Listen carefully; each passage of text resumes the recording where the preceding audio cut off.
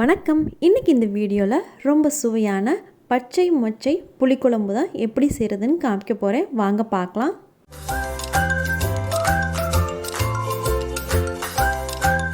முதல்ல கடாய் சூடு பண்ணிக்கோங்க. 2 டேபிள் ஸ்பூன் எண்ணெய் சேர்த்துக்கோங்க. 1/2 டீஸ்பூன் கடுகு, 1/2 டீஸ்பூன் வெந்தயம், 1/2 டீஸ்பூன் சோம்பு, ஒரு சிவப்பு மிளகாய், கொஞ்சமாக கருவேப்பிலை. இது எல்லாத்தையும் தாளித்ததுக்கப்புறம் நம்ம சின்ன வெங்காயம், பூண்டு இது எல்லாத்தையும் போட்டு நல்லா வதக்கணும். நல்லா வதங்கினதுக்கப்புறம் நம்ம பச்சை மொச்சை கழுவி எடுத்து வச்சுருக்கதை நம்ம இதில் கடாயில் சேர்த்துக்கலாம். இப்போ இது ஒரு நிமிஷம் நல்லா இதிலே வதக்கணும். பச்சை மொச்சையும் சேர்த்ததுக்கப்புறம் இப்போ 1/2 டீஸ்பூன் மஞ்சத்தூள், தேவையான அளவு உப்பு, இப்போ இது எல்லாத்தையும் சேர்த்து நல்லா மிக்ஸ் பண்ணிவிட்டு நல்லா வதக்கிக்கோங்க. இப்போ காரத்துக்கு 1/2 டீஸ்பூன் சிவப்பு மிளகாத்தூள், 1 டீஸ்பூன் தனியாத்தூள் இது எல்லாத்தையும் சேர்த்து நல்லா மிக்ஸ் பண்ணிவிட்டு நல்லா வதக்கணும். இதெல்லாம் சேர்த்து வதக்கும் போதே இதிலையே 1/4 டீஸ்பூன் அளவுக்கு இப்போ பெருங்காயத்தூள் சேர்த்துக்கலாம். பெருங்காயத்தூளும் சேர்த்ததுக்கப்புறம் நல்லா மிக்ஸ் பண்ணிவிட்டு நல்லா வதக்கணும்.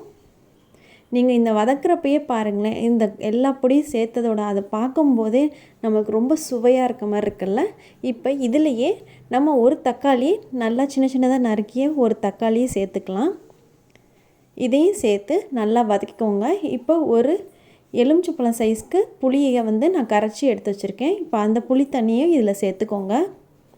புளி தண்ணியும் சேர்த்து நல்லா மிக்ஸ் பண்ணிவிட்டு இப்போ இதோடையே நம்ம தேவையான அளவு தண்ணி சேர்த்துக்கணும். நல்லா ஏன்னா பச்சை மொச்சையும் நல்லா வேகணும். எல்லாமே நல்லா வேகிறதுக்கு கொஞ்சம் டைம் ஆகும். அதுக்காக தேவையான அளவு தண்ணி சேர்த்து நல்லா கொதிக்க விடுங்க. அடுத்து 1 டேபிள் ஸ்பூன் கார்ன்ஃப்ளவர் எடுத்துருக்கோங்க. அதை நல்லா தண்ணியில் கரைச்சி இப்போ இதில் கடாயில் சேர்த்துக்கோங்க.